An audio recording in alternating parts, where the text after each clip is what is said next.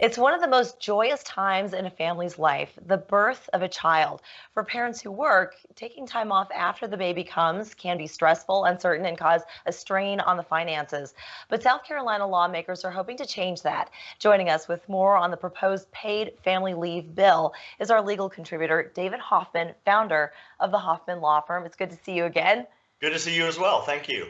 So, paid family leave, it's just like it sounds. You get paid to take time off after the birth of a child. I want to get into the details of that, but I want to also let our audience understand that there's also a federal law that covers family leave. And maybe we could start there and then we can talk about the difference of this now proposed state legislation.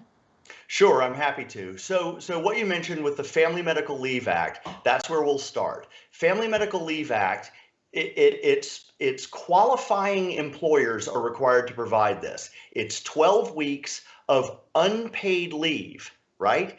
But it's for the birth or adoption of a child, so the birth or adoption of a minor child, also for a qualifying illness of a family member, or the qualifying illness of the employee. So it covers a little bit more.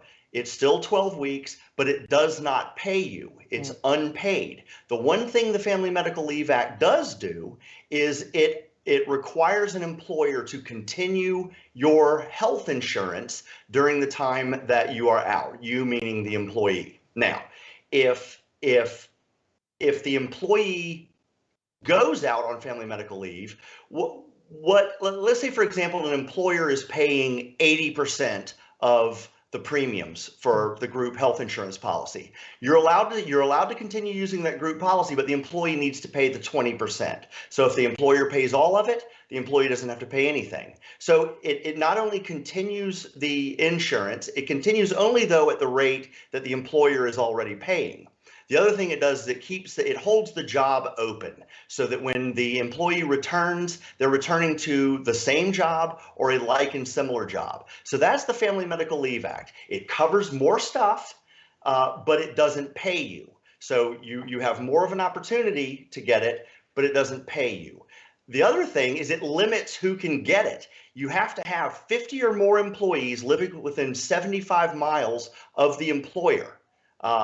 So it's not going to cover everybody. A small business like myself, Right. with fewer than 50 employees, we're not required to offer family medical leave. So it's got its drawbacks, it's got its hangups, but it's got its positives. Meaning if your mother or father became ill or a child became ill, it's a terrible thing to have to consider losing your health insurance Sure. because choosing between health insurance and the wellness of a family member. So what we have with this bill that's being proposed in the South Carolina Senate, this is for state employees. It is paid, but it's only for the birth of a child or the adoption of a minor child, or bringing a child into foster care, which is also, it would be covered by the Family Medical Leave Act. But it's paid, but it's limited. It's only for state employees. Only a state employee, a full-time state employee, is eligible for this. So what that means is that teachers are not eligible for it, which is, hopefully some more legislation will come along that includes teachers. But the reason teachers aren't included is because they are considered district employees, like the Charleston County School District, the Horry County School District, Oh, the that's Georgetown County School now, District. now this has bipartisan support, and It the does. governor also supports it. But what are the thoughts on possibly expanding it to teachers and also to hourly employees? Because oftentimes they're the ones that have to quit their job upon a child coming into their family and so forth. But most of the time, they do actually have to quit their jobs. Now, your question actually involves so much more, as customary with your questions. Uh, what? So here's the thing.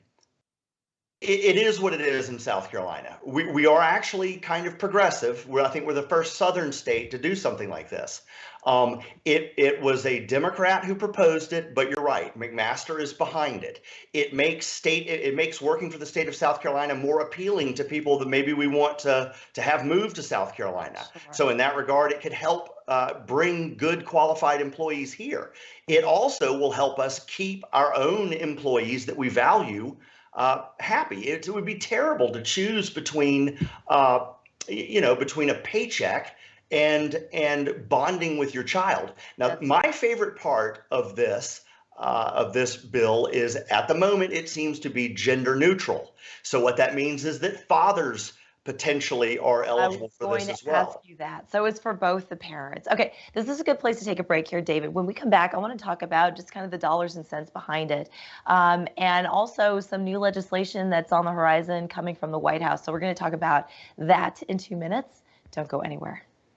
Welcome back. We've been chatting with David Hoffman, founder of the Hoffman Law Firm, on some proposed legislation that's gaining a lot of support in the state capitol. It is state legislation, so that's a point that we need to make as opposed to federal legislation that already exists for families who need to take time off when a child is either born or adopted. And you were just starting to tell us, David, that it is gender neutral. So both mothers and fathers can take advantage of this potentially. It doesn't sound like it costs a whole lot of money from what I read. It's about $5.5 million annually out of a $10 billion budget. Budget, right? So Yeah, as it's a far as fraction. It's a fraction. it's a fraction. So you're retaining employees. And what are some of the other benefits cost wise?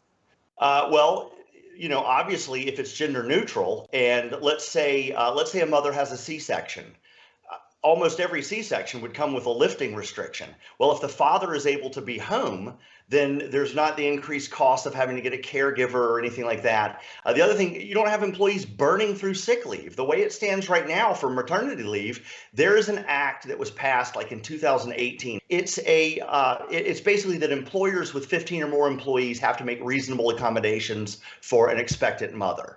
Right. So that's kind of what was in play, but you would have to burn through sick leave.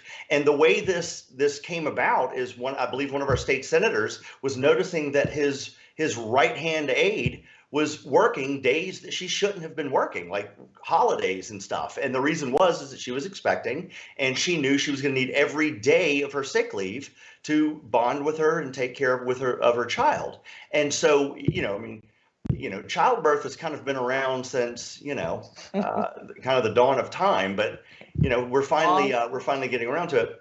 And what I would add is that the United States is the last of the wealthy industrialized nations to not have any of this. We are the last. All of the other wealthy industrialized nations have paid leave. It's not only for. That is. Why do you think that we're one of the last first world countries to be progressive in the sense? I would probably just prefer to stay away from political discourse on your segment, but I'm sure it's got to do with, one side versus the other. And, America has always had a traditional, you go it alone, you stand on your own 2 feet sort of mentality. And I think a lot of people might consider something like this a form of social welfare, when everybody on the planet is here by virtue of being born, right? So it's kind of it's like, yeah, well, you can have that mentality, but we're all here basically through the same channels. Yes. And so no, I don't really have an answer as to why we're the last one. I think it's a long time coming. Sure. And in fact, there is a bill being proposed by Joe Biden that almost combines what South Carolina is doing and the Family Medical Leave Act, and reduces the requirements for who it'll cover. So it would cover paid leave for 12 weeks for birth of a child, adoption of a child, but also for an illness of a family member or an illness of the employee, and would expand to cover more people with paid leave. So the Biden administration, with the American Families Plan that he's recently rolling out, does cover for the things that the Family Medical Leave Act leaves off and the things that some of the state acts, including South Carolina, leaves off. So the federal government, if the federal government passes it, that's going to supersede all state law anyway.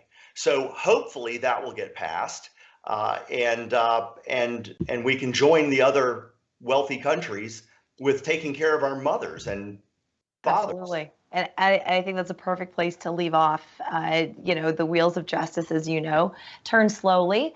So this is looking over the course of the next 10 years, but certainly we're making strides right here in South Carolina. So this is a really interesting topic, David. Thank you so much for enlightening us. Thank you for having me once again. All right, we're back in 2 minutes.